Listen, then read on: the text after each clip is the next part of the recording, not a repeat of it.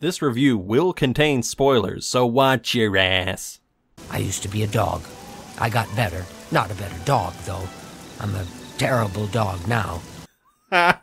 Yeah, it's good. Okay. I'm sorry, I'll do this seriously.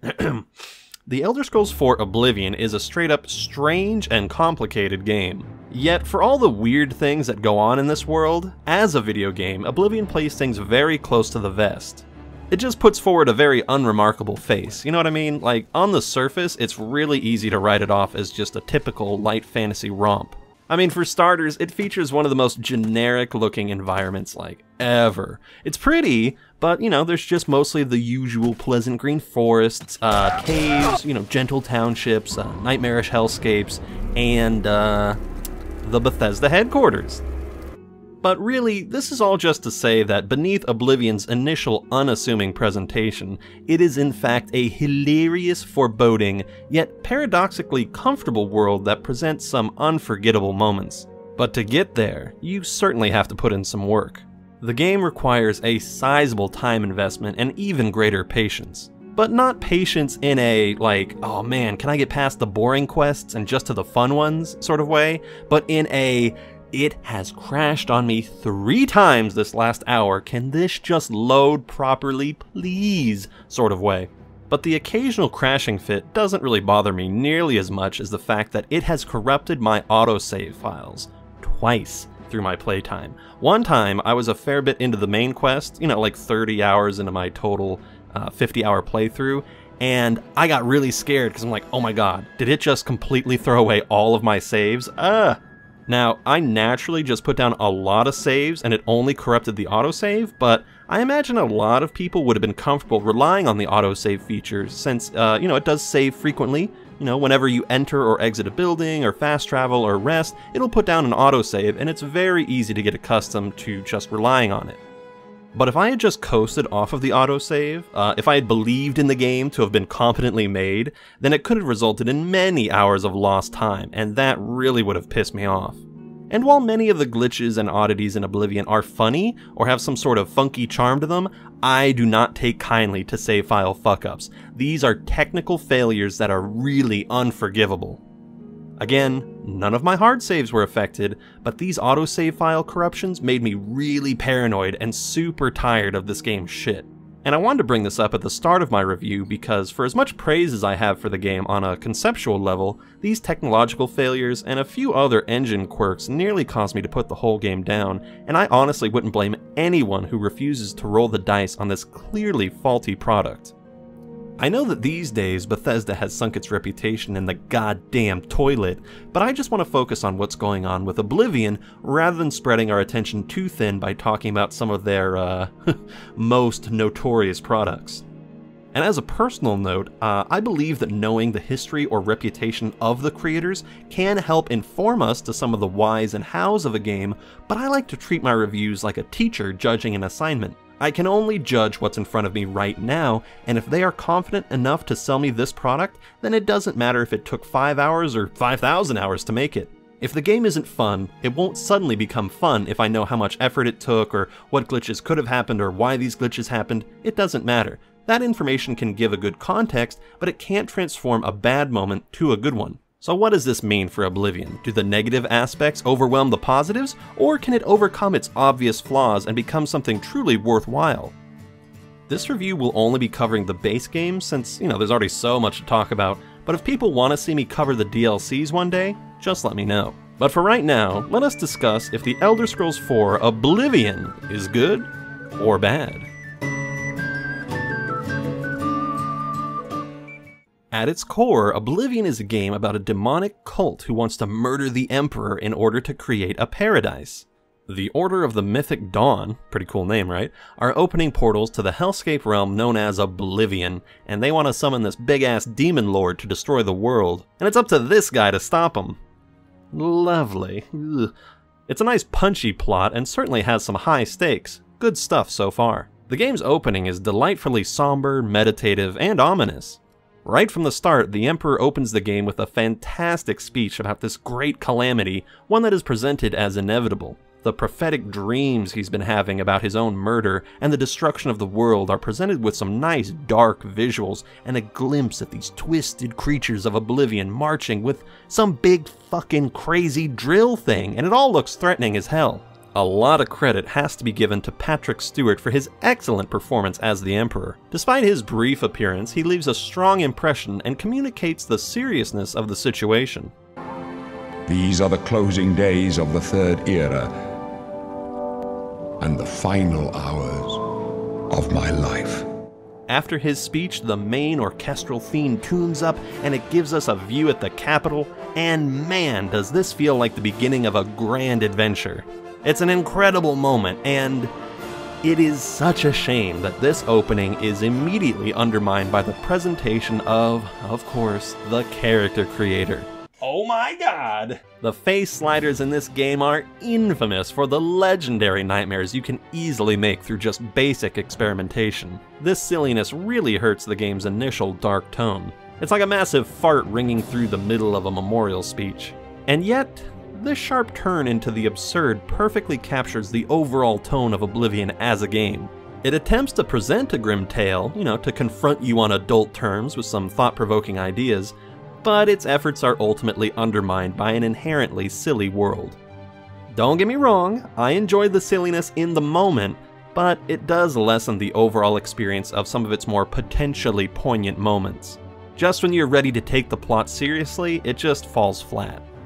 I would have preferred if your face had remained hidden until the very end of the tutorial, since once you've chosen your character, the Emperor shows up and goes, "I've seen your face in my dreams," and it's surprising the bastard managed to wake up after seeing your hideous mug. If I had seen something like that in my dreams, I would have assumed that I had some sort of radioactive parasite gnawing through my brain. However, admittedly, moving the character creation away from the beginning would have taken away from Vaylin Dreth's customized taunting. You see, Vaylin Dreth is the guy across from your cell, and he was arrested for hate crimes against every race, even his own. Argonian, Khajiit, Nord, or woman, here, all races are equally worthless to Dreth. No, you'll never get to swim again, Argonian. But don't worry, you'll be dead soon enough. That's right, you're going to die. Hey, you hear that? The guards are coming. For you. Anyway, eventually the Emperor busts into your cell and forgives you for the endless list of crimes that caused you to be put in a cell next to Dreth, which is a fate worse than death by crocodile. Right, Dreth? And bang! We are on our way to a magical journey through the rat-infested poop chutes. Also, these cultist guys start attacking us. How rude. And speaking of rude, people of Tamriel, look, this is a little PSA. I know, they are cute as babies, but these cultists grow up, and you can't keep flushing them down the damn toilet. Because when they do grow up, they get in the way of my legendary escape. And you know what else gets in the way? Getting separated from the Emperor and having to take a training course on the game's basic mechanics. To get through this training course, we gotta get through fighting rats, lockpicking, sneaking, using traps, and resisting big titty witch goblins. It's impossible. The length of this tutorial can be a major stumbling block for multiple playthroughs, and anyone who already has a familiarity with how modern Bethesda titles work will find some of these instructions pretty self-evident, since they cover the usual Bethesda game mechanics. This section just goes on for what feels like forever, but honestly, you can just run past everything and get back to the Emperor, so it isn't much of a problem. When you do get back to the main party, you are presented with some astrological baloney and given superpowers, like the ability to paralyze people with a kiss. Although, you're not actually kissing them, you're putting your hands out and touching them, so I guess you have lips on your hands? Which I would believe looking at my character. But enough of that, you can also strengthen your magical statistics while, making yourself more flammable. Or you could just turn invisible, that's nice and simple. Now, obviously, being the invisible gunslinger, I went for Thief, because this is Oblivion and nothing goes the way you expect it to. Oh, and also because the Thief skill gives you a flat 10-point bonus and some pretty important stats, and it's a great head start. We'll need all the help we can get, but I'll touch on the game's difficulty problems a little later. For now, we have to wait with bated breath and hear the Emperor's final words. I can go no further. You alone must stand against the Prince of Destruction and his mortal servants. He must not have the Amulet of Kings. Take the amulet, give it to Joffrey. He alone knows where to find my last son. Find him and close shut the jaws of Oblivion. That's strange. Oddly enough, at this point, there is still some more character creation to be had. I mean, I would have thought it'd be done by now, but we get to pick our class while standing next to the Emperor's still bleeding body.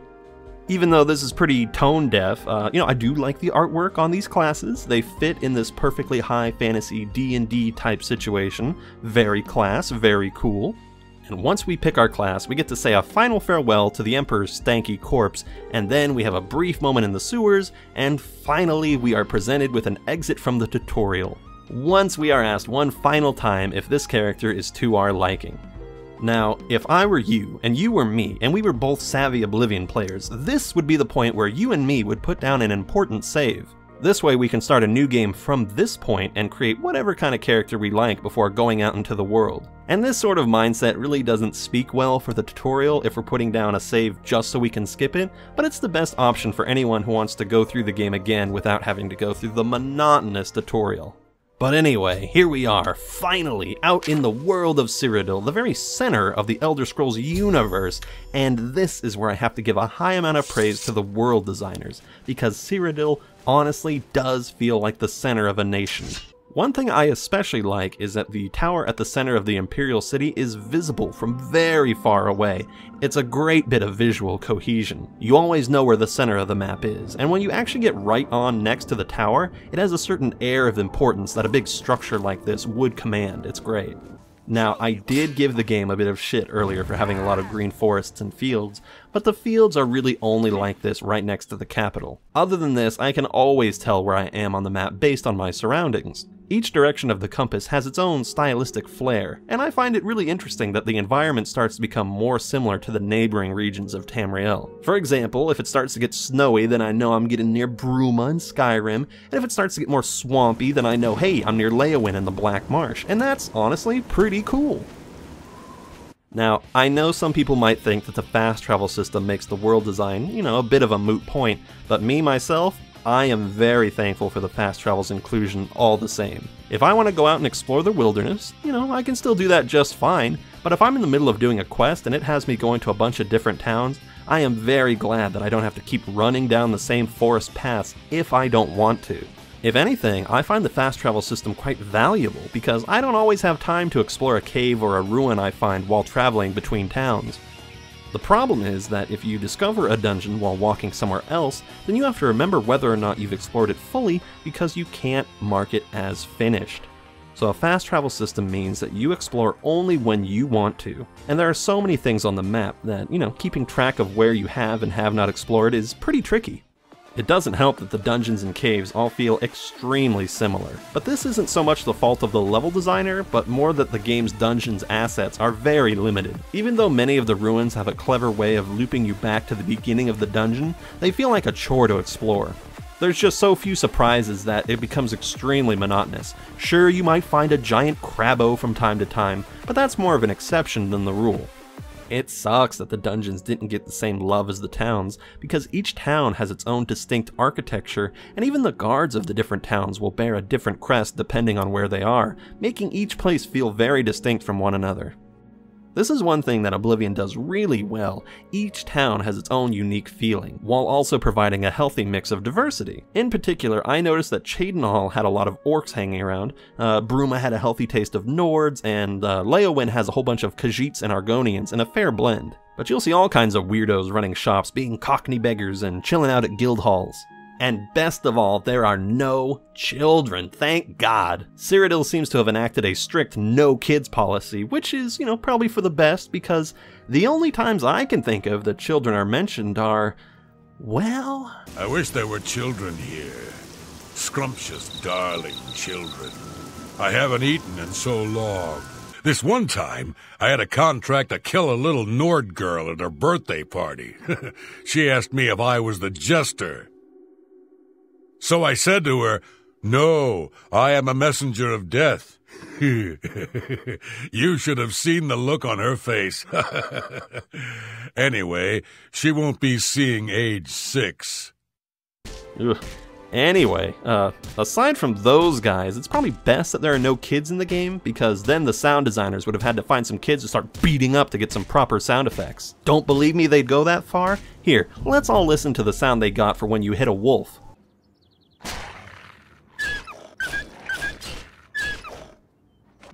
Ugh, this sort of stuff usually doesn't bother me much, but this sound really makes me whinge. It's just a bit too real, you know what I mean?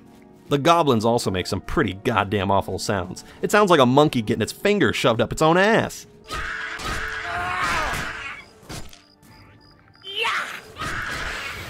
It's all just very unpleasant, you know, which is an odd contrast to when a human character gets hit, which can be quite amusing. Why won't you die? Take that! Show me what you got! So, you know, if they had included kids, it could have been either funny or very disturbing to beat them up. Speaking of hitting kids, it's probably a good time to bring up the combat, which is a fairly simple system, but, you know, has a certain weight to it that makes it very satisfying.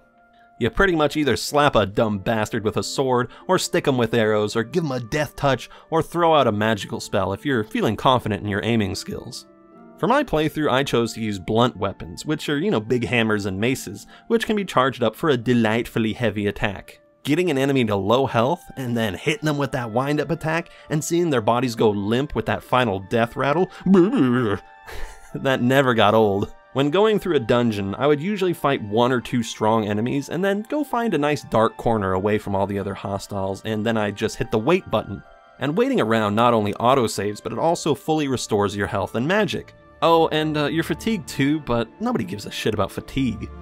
This technique of waiting until everything blows over is a far simpler and more convenient tactic than stockpiling health and magic potions, and way easier than having to rely on restoration spells. Even though I made restoration one of my major skills, you know, which means that it started off at level 25, I went through each of the guilds, the main quest, and more than a few side quests, and it barely reached level 51 out of a possible 100.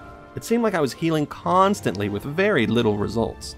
Compare this to Conjuration, which I used almost as much as I did Restoration, and it got to level 92 by the end of my playtime. So if you want to get access to some of the stronger healing spells, then you better be ready to cast Fortify Personality on your horse for like 3 hours or something.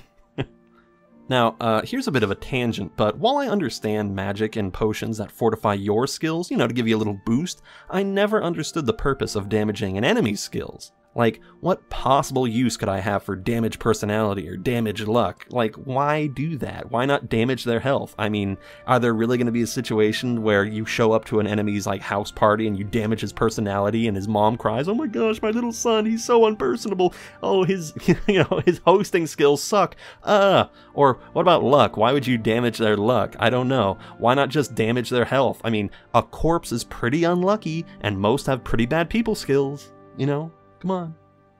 Anyway, enough of all that negativity. Let me say something that I am very thankful for, and that is if an NPC is considered important enough, they will simply be knocked unconscious at 0 health.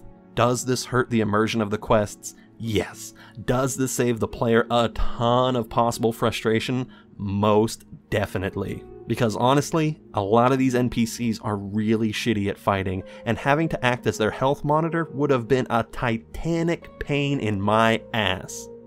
The way you can tell which characters get immunity from death is when you look at them and the crosshair turns into a crown, but if they're a normal person, then it'll just show a speech bubble. But if you don't want to know who's immortal and who's not, then you can just turn off the crosshair, and I found this made the game a bit prettier and easier to appreciate without that little thing right in the center of everything. It's pretty distracting, and I wish I had turned it off a little earlier. You know, if you're going through this the first time, it's pretty weird to see some random jerk with a crown, because you know that person is inevitably going to be somebody important at some point in time, and it just makes everyone who doesn't have a crown seem like a second-class citizen. But you know, in-game, it must be pretty exciting to see your kid born with a crown, because you know one day they'll be an important character in the world. There's some sort of destined hero or something crazy. Either that, or they're just designated to live until the gods can send a chosen one to fuck with them at just the right time. Because a few of these guys literally just exist to be killed by you at a specific point in time, so they shouldn't feel too special. It's probably pretty terrifying not knowing if, you know, your head's about to be crushed by a giant rock monster, if this is it, if this is what your whole life has been leading to, or are you just going to wake up in a few hours and get crushed again and again and pounded into the ground? unless you're the adoring fan, in which case you better hope that the Grand Champion treats you well, because you're living for fucking ever, baby. Now, while I could use this opportunity to cleverly segue between the quest important characters and the quests themselves, there is so much to talk about with the quests that instead I want to go over a few minor points that don't really fit anywhere else but are still important to talk about. First of all, I want to say I have a big problem with how dark the game can be, even at the default brightness. As a workaround for this, I ended up carrying a lot more torches than I ever have before, and I cast a ton of light spells. This was the first time that I realized that torches can actually burn out, which is, you know, kind of interesting, kind of neat.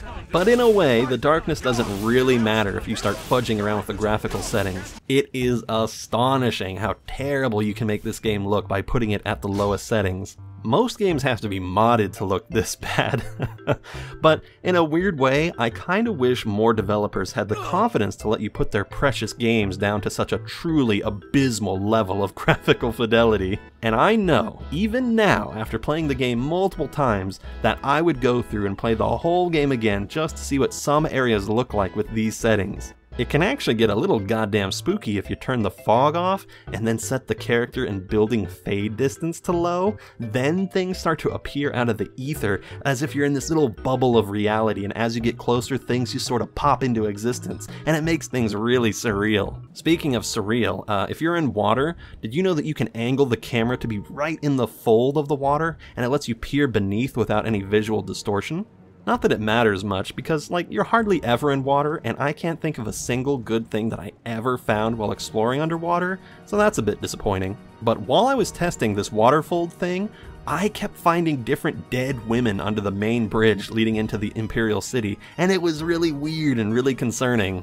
Now, I don't think they'd been murdered or anything by like an NPC or anything, because I saw one lady deep under the water and she started floating to the top. And this makes no sense because dead bodies just naturally float. Like, if I went up and I killed a guy, his body would just float on the top of the, you know, surface of the water. So I have no fucking idea why she was down there, and it was pretty goddamn freaky. Dead bodies in the game are generally kind of weird because most have their eyes closed, but sometimes you can find a body that just has its eyes staring wide open, and it's very unsettling. Just like the weird neck folds that every person has at their collarbone, which makes it look like their head was just put on an interchangeable body. It's really weird. Speaking of weird, all the men's bodies are exactly the same, whether they're old or young. It's like they've been visited by some Aztec gods of fitness or something, my god. The women's bodies, by comparison, are very tame. There's no big giganto boobs or big asses or anything. Well, unless you count the spider Daedra, who is one thick mama and gives Quelaag a run for her money. But hey, come on, enough talking about those arachna titties. Can we instead get back to talking about the most important things of Oblivion? Like, here we go. Did you know there's a guy in the Imperial City named Ernest Manus? Yeah, okay, what else? Ooh, here we go. Did you know that there are wild horses running around? Yeah, out in those fields? I never knew that. So, that's pretty cool, right?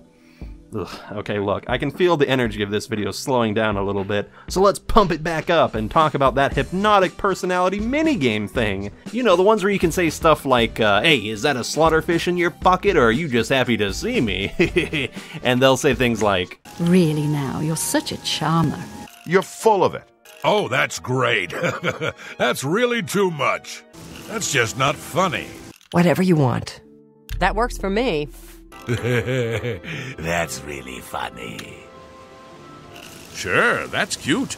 As much as I don't like the minigame, you don't have to interact with it too much, and it does give us some pretty funny voice lines, so whatever, I'll let it pass. This is probably going to be one of the most dividing points, because I can totally understand players quickly tiring of hearing the same 10 or so voices from every person. But you know, I was okay with this, because to me, Oblivion feels a lot like a play or a stage drama. You know, the ones where the actors have to play multiple different roles and it's up to the audience to kind of play along. I feel the performances are actually pretty good. I mean, for example, listen to this drunk guy. He actually sounds pretty drunk. I swear I didn't know that was your pig. Eh? Oh, sorry. I looked like someone else just then. And I also appreciate how the actors can shift between moods so well. No! No! I'm too late. I thought I could get here in time. Thought I could stop you! Just hey, sweet lady of Wayrest. Can you spare a sweet lady of coin? mine, I'll see you again. Yes, I'll see you again. Sweet lady of Wayrest, so fine. How goes it? Well met. I saw a wraith once. Oh, hey, sweet Threw a lady of curse on me I'll Wayrest. never Oh, hey, sweet lady of mine. We're all I'll see talking you about again. the Yes, I'll Emperor's see you murder. again. We have no Sweet heir. lady And no of heir. Wayrest, so That's never happened fine. before. You're kind of weird. You know that? But that's okay. I like crazy people. I like crazy people. And skooma. Shh. No one sounds too bored despite having to do so many voice lines, but of course this does mean that when you meet a unique character like Martin Septim, who's voiced by Sean Bean, or the villain Manker Cameron, who's voiced by Terrence Stamp, they feel very weird. You know, hearing that new voice after spending such a long amount of time with the usual cast, it clashes horribly with what you've come to expect. It is now clear to me that the only way to stop the Oblivion invasion is to relight the dragon fires. Sure, that's cute. Alright, now it's finally time to talk about the meat and potatoes of the game, the quests. These are honestly the best part of the game, and if you haven't experienced them, I would highly recommend giving the game a chance. Go and check them out, you're going to have a great time. When you first start a quest, it'll be logged in your journal, and I find the logging to be both problematic and useful. On the one hand, I like the quest log because it means you can allow yourself to get distracted mid-quest or go pick up another one, and you don't have to remember exactly what you're supposed to be doing. You can just read a quick summary of what was going on and you can get right back into it. And yet, I absolutely despise how the journal is updated. The instant you complete a task, a box is going to pop up telling you what you just did. This is really invasive and breaks the flow of gameplay. I almost never took the time to read the boxes when they popped up, and I just immediately closed them down with a kind of pissed off look on my face. It's at its worst when you have to kill someone, because as soon as their health goes to 0, their death cry hasn't even stopped and the box shows up telling you, hey, guess what, you just killed this guy. It's like, I know, I'm just seeing him die right now. This has got to be one of my most hated features of the game, and if they had just delayed it by like, I don't know, 5-10 seconds, it would have changed everything. It doesn't let you experience the emotional thrill without throwing up a summary of how you're supposed to feel, and it just really doesn't work. It's gotta be one of my most hated features in the entire game. But you know what I don't hate? Something I really love, the guilds, because this is where the best quests are. So let's give each guild its own section. Way back at the start of the game, after emerging from the Imperial sewers, still with a healthy dose of goblin poo and emperor guts on me, I decided that the best way to wash off my shame was with other people's blood. So I took my stanky ass to the arena, and I love how straightforward that place is. It's one of my favorite guilds. It's got a nice flow to it, because you gain a rank every 3 fights, and with a few screwballs thrown in, it keeps things spicy. And man, I love gaining ranks in the guilds, because each time you do, you get a fun new little picture to look at, and they're always really cool. The arena is also neat because if you want to take a break from putting your neck on the line, you can just get up there and watch other people mangle each other. Nice. But probably the best thing about the arena has gotta be the interactions with the Blade Master, Owen. He's just a delight every time. You want to be a combatant?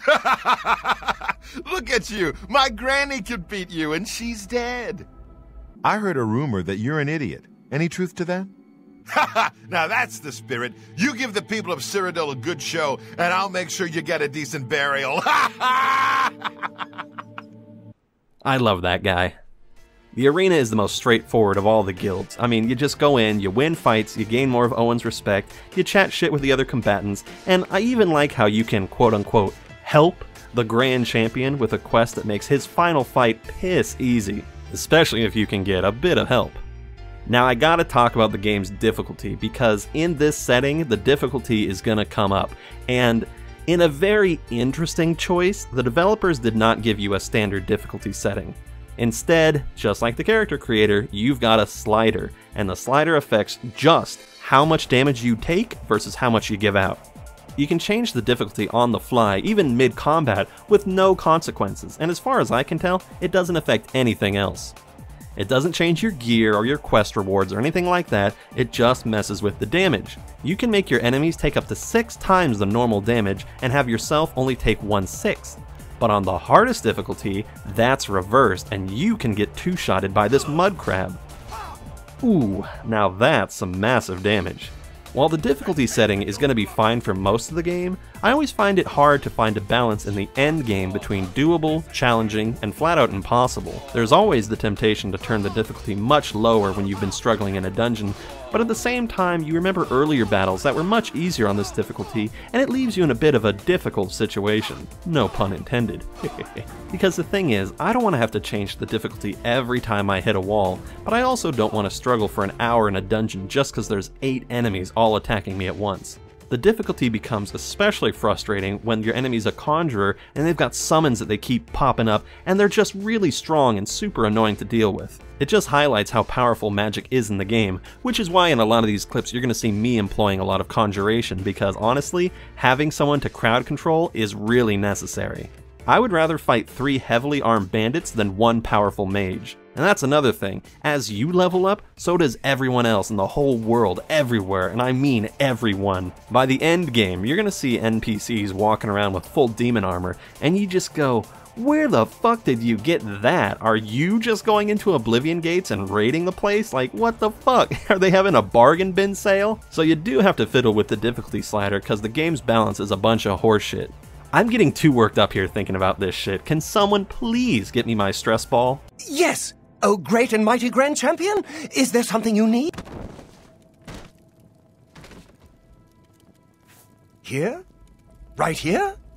Anyway, after becoming the Grand Champion and getting my favorite little follower, I decide that just being a highly respected combatant isn't enough for me, so I go and enroll myself in college to learn some sexy spells. Sadly, unlike real college, there's very little sexy goings-on at the Mages Guild. In fact, the Mages Guild is a terribly paced series of quests.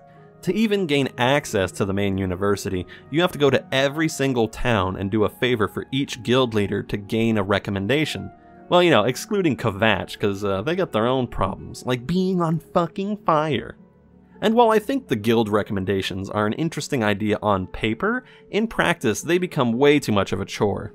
Now, because I knew I was going to be more of a magic-focused character, I wanted to gain access to the many beneficial tools at the university as soon as possible, and even knowing how much effort it was going to take to get in, it still seemed to really drag on. My personal favorite of the recommendation quests is the Cheydinhal one, since it is short, funny, and quite dark. The task is you have to go and recover a lost ring which fell down a well, which sounds all well and good, but when you do go down there, you found out some poor fucker is drowned, and he's got the lost ring on him, but it weighs, get this, 150 pounds.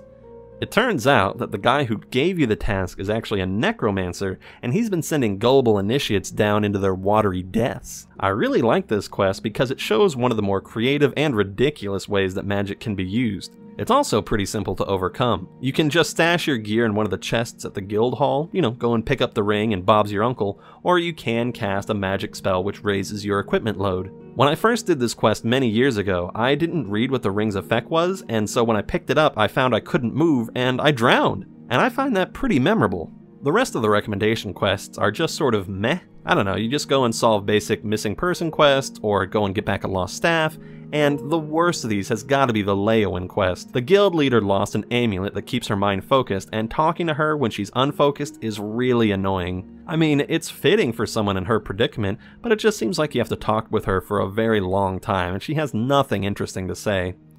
There is a pretty funny payoff where this weird freakazoid tries to kill you for finding a replacement amulet because he hid the original so that she would be kicked out of the guild hall, but in general I find this quest a little too annoying to recommend. But finally, after everything, you gain access to the university, and it feels like an actual accomplishment, and man is it sweet to finally have open access to this place. Unfortunately, I had forgotten just how restrictive the spellcrafting and enchanting process actually is. Okay, so here you go. I'm going to walk you through the steps on how to make a spell. Are you ready? You better be, because you got to take notes, because this shit is really complicated. First, you have to have already learned the spell that you're trying to make. So if you're trying to cast a really big fireball, you have to already know the spell for the little fireball.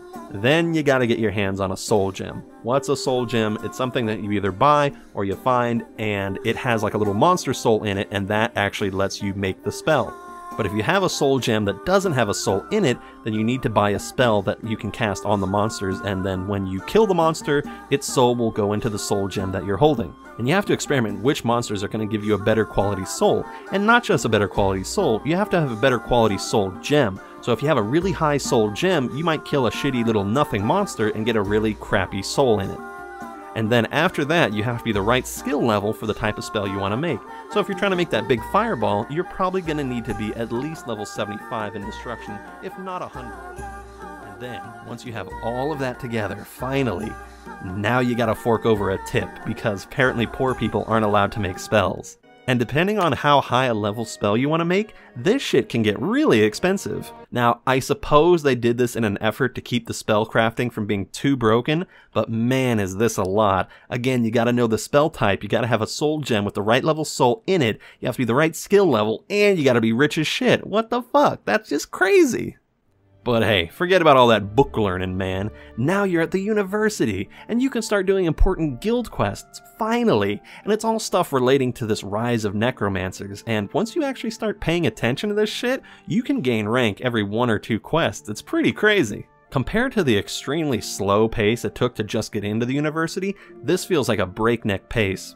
And these quests are actually pretty interesting for showing how incompetent and unprepared the guild is for the rise of these necromancers. Okay, you see, the thing is, the new Archmage outlawed necromancy, which apparently was just a chill thing beforehand, and it pissed off a lot of the guild members, so they all left to form their own crazy club. So now there's a lot of betrayal, there's a lot of violence going on, and it's all framed as an internal problem to the guild. It's just a difference of leadership, and now a lot of people are defecting to work for this guy who's named, what's his name again? Oh, the King of Worms. You know, it sounds like he's got a pretty good healthcare plan. Good retirement, I'm sure. And now it's all my problem to fix. Is the old Archmage gonna fix it? My sources say no. When you do meet up with the King of Worms, the final battle is pretty sick, and his staff that you get as a reward is awesome. It can revive dead bodies as these like crazy mind slaves, and it is way more fulfilling than becoming the Archmage. Because you see, when you attain the Archmage title, you get access to this chest, and the chest will duplicate alchemy ingredients once a week. And obviously, I don't need this fucking chest because I'm a fucking wizard, and I can duplicate my own items. Thank you very much. And now we come to the most forgettable of all the guilds, the Fighters Guild.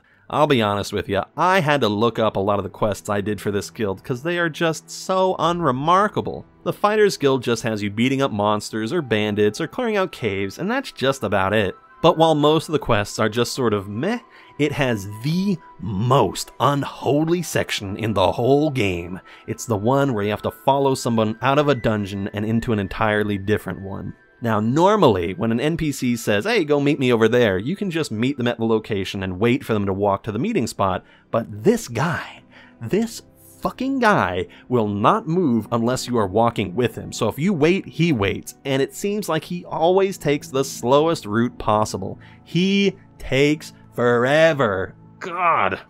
This escorting doesn't actually take that long, but boy, does it hurt to walk with this guy, because he just goes so slow compared to you. It's torturous. I absolutely hate this part. The only other time this guild comes alive is near the ending, when you have to kidnap this one guy and hilariously interrogate him. Oh, and when one of your guild members defects to this suspicious competing guild known as the Blackwood Company. It is so suspicious that you are tasked with infiltrating it, and so you do. You take some wacky tobacco and you go in and you kill a bunch of goblins. But oh my god, it's revealed that those weren't actually goblins. They were the children. They were the children that the developers were going to include in the game. It was going to be such a surprise, and we ruined it. We ruined our one chance to have kids in this game. Damn you, Blackwood Company. No.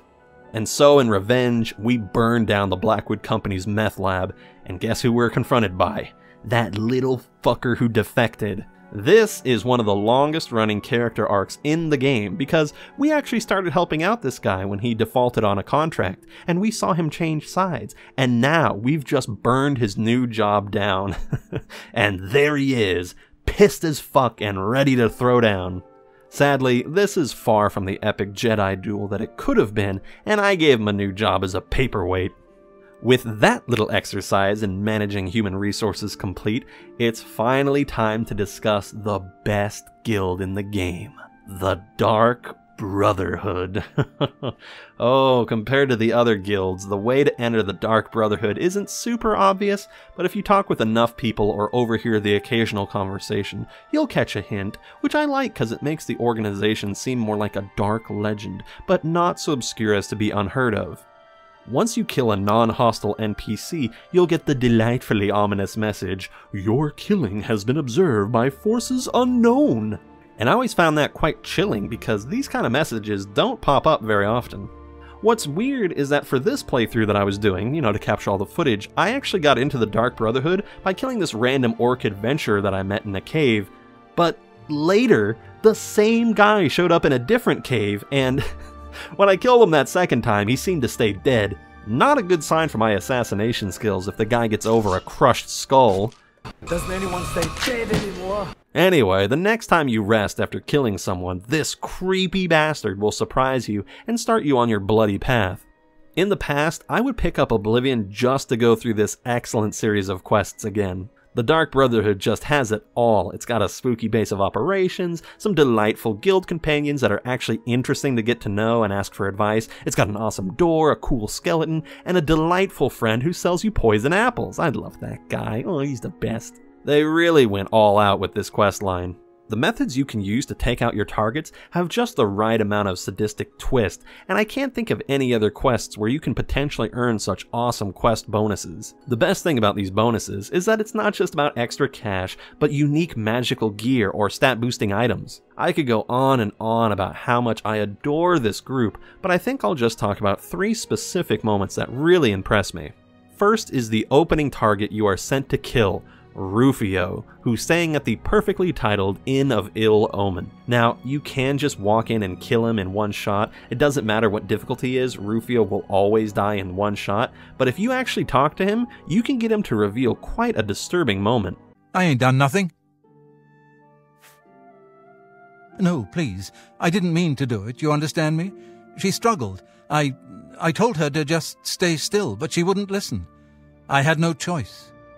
Like, what the fuck, 𝘭𝘭𝘥𝘭𝘭? That's awful. What are you talking about, man? This interaction serves to remind the player that the people you're gonna kill have been targeted. Someone in the world had to pray to the Night Mother and provide cash for the hit. This makes you start to wonder, like, what did your targets do to bring about such vicious forces down upon them? The 𝘭𝘭𝘥𝘭𝘭 encounter perfectly exemplifies the gray morality of the Dark Brotherhood. And this means that you can kill 𝘭𝘭𝘭𝘭 over and over again without feeling any sort of guilt. Oh, delightfully devilish. But being this devilish comes with a price, and man, is the purification ritual of the Dark Brotherhood Sanctuary a kick in the goddamn teeth. After having mowed through a bunch of pirates and crackheads, you are eventually tasked to kill all the kindly murderers who have embraced you as a family member.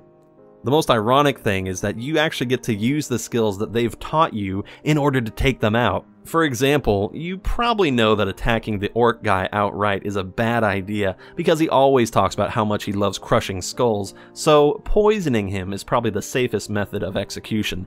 But if you want to honor his memory, you can just give him one last good fight. You get to cater each murder to what you feel works best for each family member.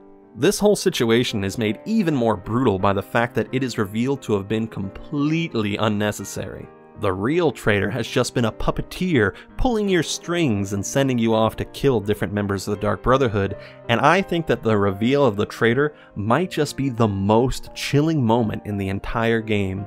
After he tricks you into killing a bunch of the Brotherhood's higher-ups, you get to track the bastard to his lair in the Anvil Lighthouse, and holy shit, this place is something out of a Cormac McCarthy novel. There are dead bodies and severed limbs casually strewn about the place, all intertwined with animal corpses, and there's even a crazed dog. Ugh, this all just communicates how twisted this guy really is. It really sends your imagination into a spin, thinking about all these victims and how long he's been doing this, and how he's been barely able to keep his dark doings secret from the outside world. The crown jewel of this moment has gotta be the decapitated head simply labeled Mother's Head. And this has just gotta be a reference to Friday the 13th Part 2, which I am 100% on board with. Although, I don't think Jason kept such a tidy account of his descent into madness, and I gotta tell ya, this guy's journal must have been super fun to write. The developers really let themselves go, and this whole thing is just a really brutal read. You ever seen American Psycho? You know, like the end bit with his journal and stuff? It's kind of like that. Even if you don't usually read the books in these kind of games, you just have to look through this shit. It is wild. And more than just being creepy, the book tells you why the traitor has been doing all of this. Apparently, Lucien Lachance, the guy who sent us to kill Rufio in the very beginning, that weird creepy fuck, that guy killed the traitor's mother, and this poor fuck has been carrying around his mom's head, dreaming of the day he'll be able to get revenge on Lucien. Well, it turns out he certainly got that, cause when you go and take the journal to Lucien, turns out he's been all sliced up by the surviving members of the Black Hand. They all thought he was the traitor. And this moment is super tense because you know one of these surviving guys is the psychopath who's barely restraining himself. I mean, he's pretending to be a regular bloodthirsty murderer like the rest of us. Well, you know what I mean. This certainly complicates things. And now, without any guidance, we gotta go do the last possible thing, and that is go talk to the Night Mother for advice. And that's when the bastard reveals himself and he tries to kill her. However, his plan doesn't seem to have worked out because he doesn't seem to understand how to kill a ghost, which is pretty funny considering his whole life has been leading to this moment. Also, don't look too hard into the psychology of like his relationship with his mother and now he's trying to kill the Night Mother because, you know, I'm sure that's too deep for me. But in the end, we deliver his corpse into the Night Mother's capable hands, and she reveals, guess what? She knew all about his desire for revenge and just let it all play out. You know, who cares? Who cares that he had us kill all of our friends? It's the perfect capper to this quest because it highlights how no one is safe from the Dark Brotherhood, not even the members themselves. The Night Mother and Sithis want everyone to die. Everyone, all over the world. And now you are crowned the Speaker. Classy. The Dark Brotherhood just brings so much to Oblivion, and if it was ever hypothetically removed, I don't know if I ever would have returned to play this game as many times as I have. It is just that powerful. Phew. So now I'm the Archmage, the Grand Champion, the leader of the Fighters Guild, and the Speaker of the Dark Brotherhood. What's next? Obviously, the Thieves Guild. Having done all these other quests brought something to my attention, and that's that the Thieves Guild really is just there to be your first guild. The quests are really straightforward, and they only depend on your sneak and pickpocketing skills. And by the time I went back and did the Thieves Guild, I already had the skeleton key from the Nocturne's quest and an invisibility spell, so sneaking and pickpocketing things were really trivial.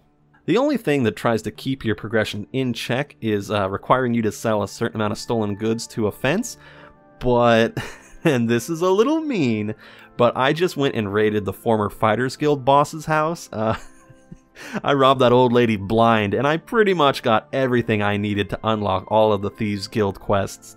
So I just blazed through the whole thing, really. The quests are fun in a roguish sort of way. You know, there's a lot of pranks being pulled on one guard captain in particular, but hey, the real money lies in that final quest, the one where you use a bunch of items from previous quests to enact a grand heist to steal one of the Elder Scrolls. That's right, one of the fucking Elder Scrolls. Now, even if I'm not too wowed by the Thieves Guild and the Grey Fox in general, this final heist is one hell of a big deal, and it is treated as such. Oh, and if you're going to do this quest, just one extra little note, don't forget to bring a bow with you on the quest because you are required to shoot an arrow at one point, and I almost had to backtrack out of the dungeon to find one, and man was that a pain in the neck. This dungeon is really awful.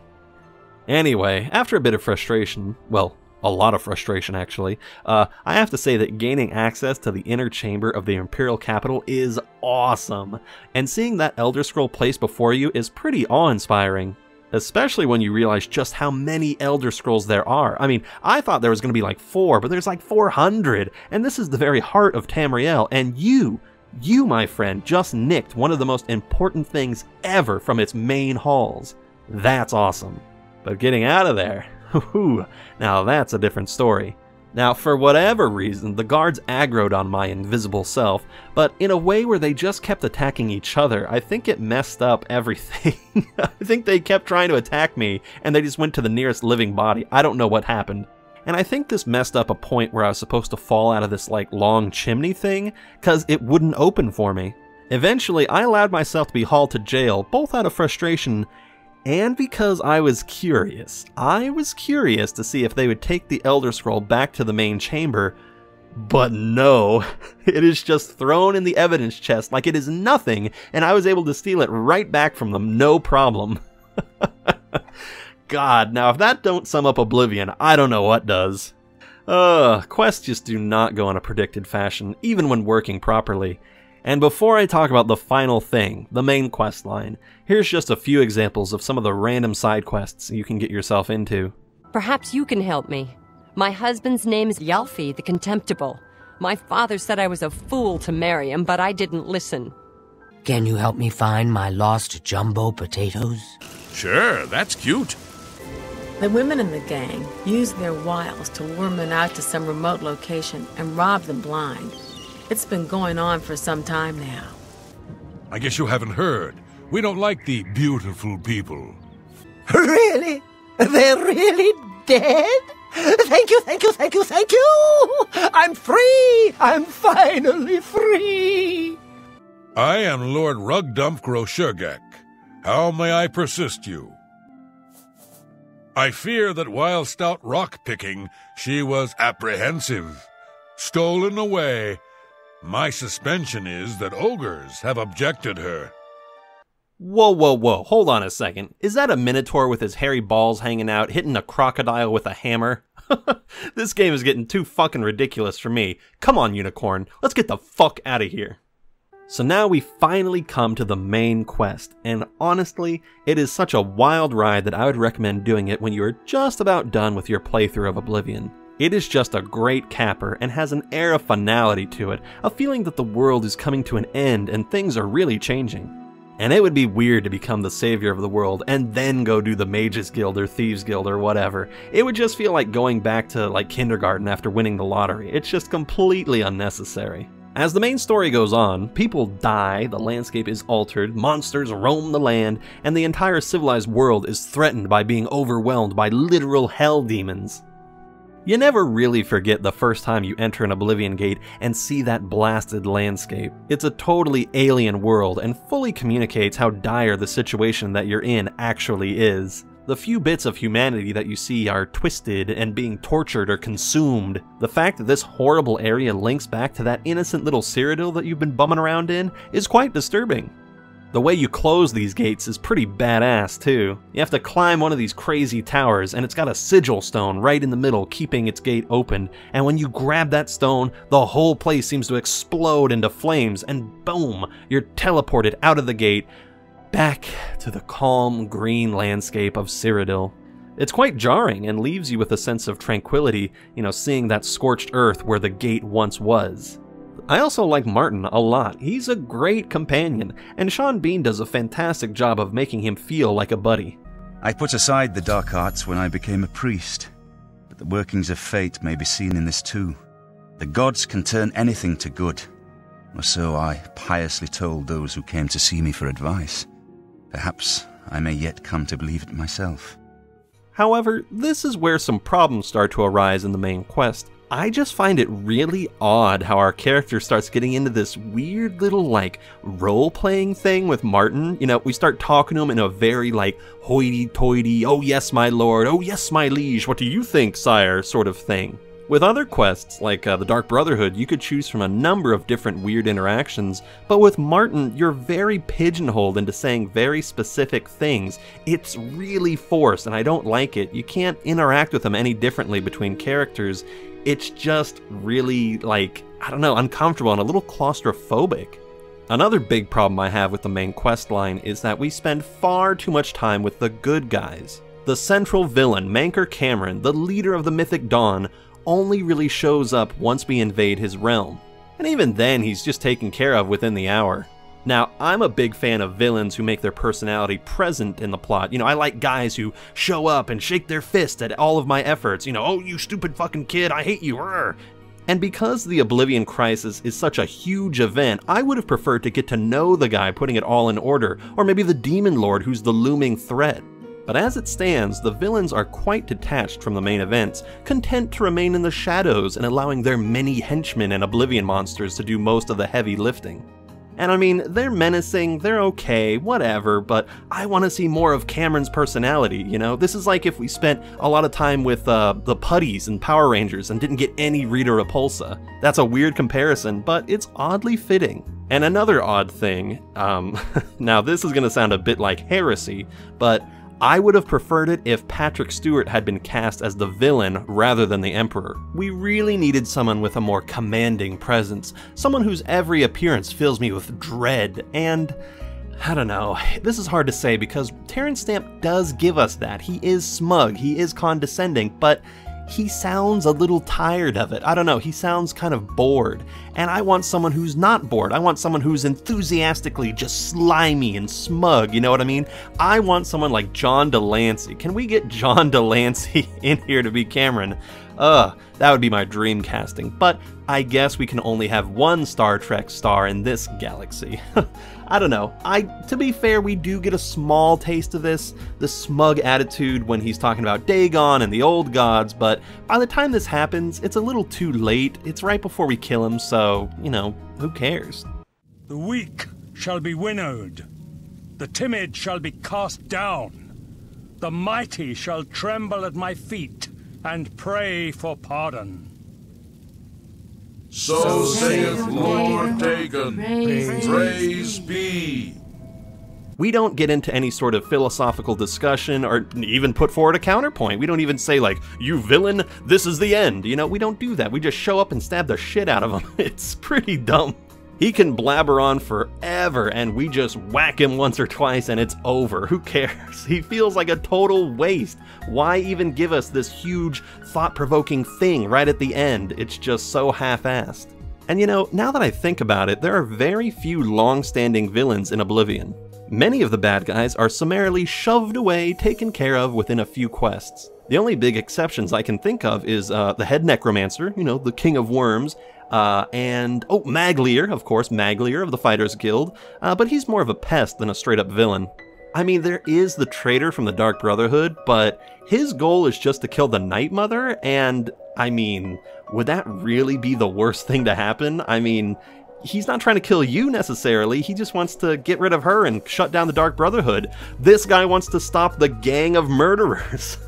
So, why don't we let him? I mean, why do we just let the Dark... Why is it a bad thing if the Dark Brotherhood goes away? You know, we're invested in it. We're invested in killing people. Maybe we're the villains. Maybe we're the longest standing villain in the game. My god.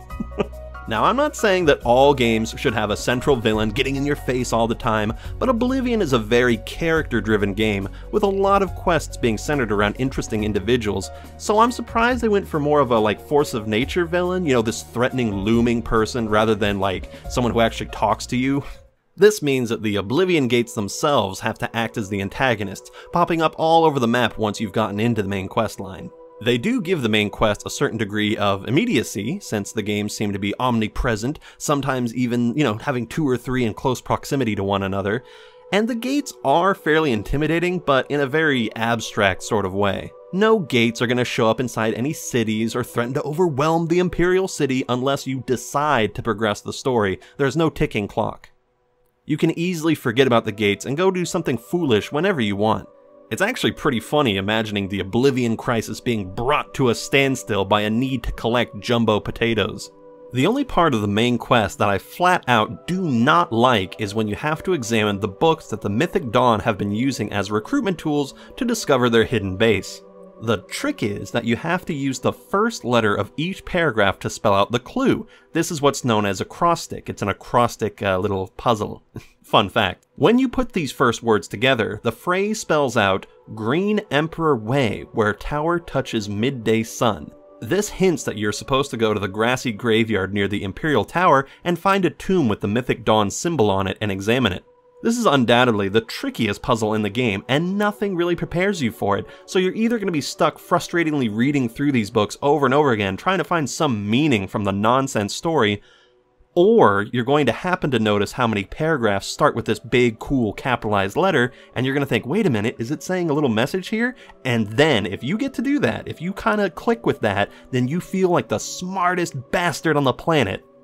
I can't remember if I figured this out the first time I played the game, since it was so long ago, but this time I was struggling through it for a long time, and I was just about to give up when finally it clicked for me, so it's not totally unsolvable, but I'm just not in love with this kind of puzzle, especially since it's tied to the main quest line. It just seems a little unrealistic to, throw this huge hurdle in front of us for the main quest, when there's nothing else that prepares you for it, so whatever, it's not the best, but it's solvable. Another thing some people may consider to be a problem with the story is that you are mostly a helper. You're just enabling the really important people of the plot to do their daring deeds. But Martin is so reluctant to take his position as Emperor that you feel more like an advisor and a confidant than just a stupid delivery boy. He doesn't push you aside for glory, he knows that you're the most competent one of the group, and he actively works with you to overcome Manker Cameron. Besides, it gets a little tiring always having to be the legendary chosen one, and it's nice to see someone else have to shoulder that burden and make the big grand sacrifice. This means that my character can be anything I want them to be, whether scum or trash or... as if there's much difference. What about slime? Yeah, slime! I have to earn my reputation as slime rather than just being given the legendary slime status from the beginning. Plus, this means you get to do some post-game stuff. You don't have to die at the end like a couple other Bethesda titles I can think of, which is nice. So they don't have to shoehorn in an ending where suddenly you're okay and whatever, your sacrifice didn't mean anything. This plot has things that happen, which is great. While I gave the Oblivion Gates a lot of praise earlier in this review, after a while, they get very repetitive. While it's definitely not necessary to close every gate, there is an optional side quest of getting allies for Bruma. You see, there's going to be like this big major gate outside of Bruma that's going to open up, and if you can close different gates in different towns, then those towns will send Bruma more defenses when the big gate gets opened. And I went through all the extra trouble of getting those other towns safe so they could send Bruma some defenses, and when the gate finally opened, when that big, great Oblivion gate yawed open, all my extra troops got totally slaughtered. And it was just so depressing to be the last one standing among this sea of corpses and these weird demons and stuff, and it was just so surreal.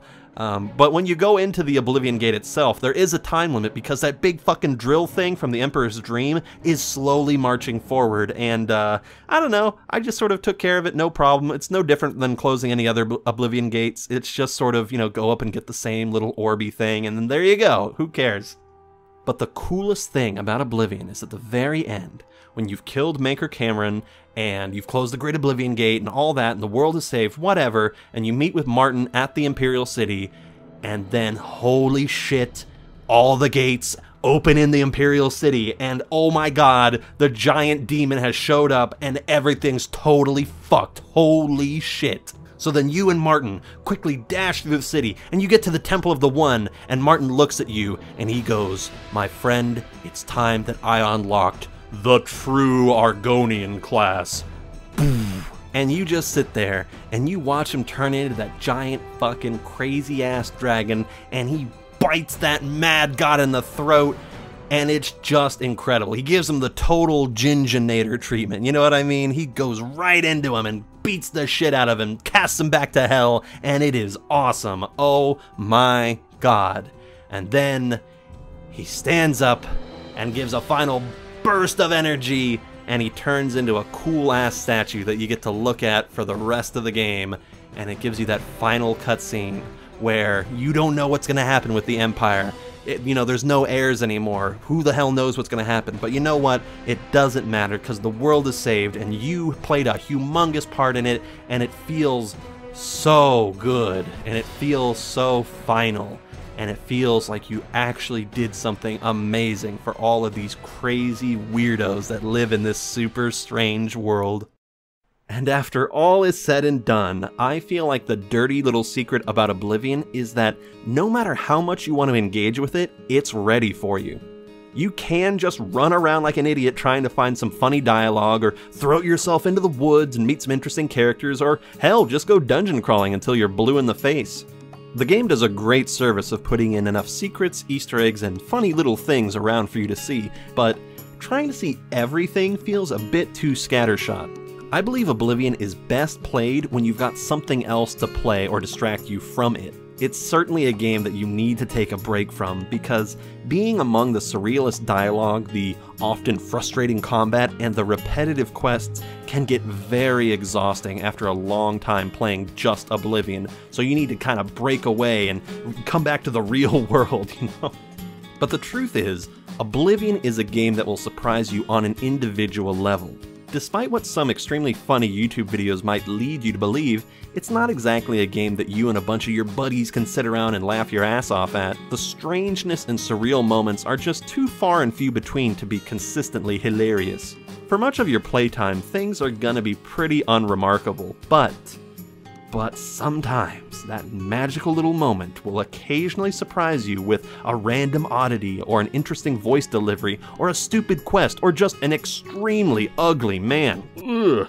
And by the time these things happen, all of your friends have left and you're playing by yourself late into the night. It's 3 in the morning and suddenly some fucking crazy thing will come at you, and you'll be left so weary and brain dead that when it finally happens, you'll be left looking around in the dark and wish that someone was there to see it with you, because you think, what the hell did I just see? Was that supposed to happen? Where am I right now? What the hell is that? Who are you, Wilhelm the Worm? The blind monks in the catacombs guard the stone. Don't tell 𝘖𝘭𝘥𝘰 I said anything.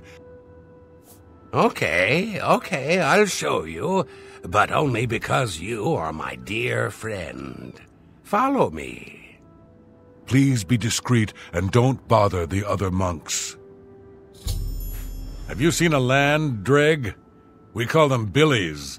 Don't know why. Steer clear of them, though. It's like a dream that you want others to share in, so you can just snap yourself back to reality. Now, to answer the question, is Oblivion good or bad, is not easy. I feel like every time the game starts to pull me in, something fucks up or disappoints or totally blows up. So instead of trying to balance this out equally, I'm instead going to throw away all objectivity, which is something I have a lot of contempt for, and instead I'm going to talk about the subjective thing that most affected my feelings about Oblivion. I will simply present one final piece of evidence as the deciding factor. After taking all of these things into account, it boils down to one perfect moment. The crown jewel of Oblivion is a quest simply titled Whodunit. In this quest, you are assigned to kill 5 suckers trapped in a mansion, and these stupid bastards think they are on a treasure hunt, but in fact, they have all pissed off the same person at one point in their lives, and you are tasked to kill each of them, and you get a bonus if none of them know you were the killer. What makes this quest so unique is that they all have different voice lines depending on the order of who gets killed. You can learn all about their troubled past, their prejudices, who they're crushing on, and who they're suspicious of. You can turn them against each other, all while plotting which one will fall, and you can play through this game a number of times and it'll be different each time.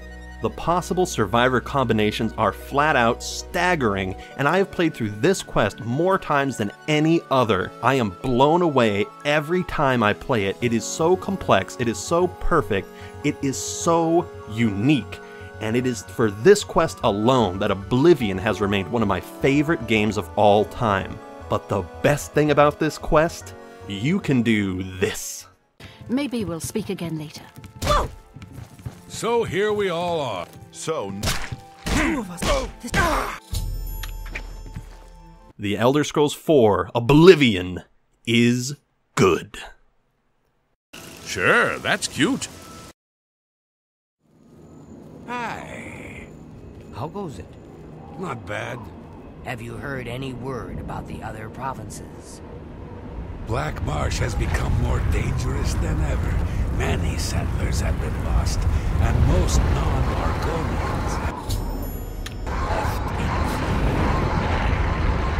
The land of the Argonians is a strange place indeed. Farewell.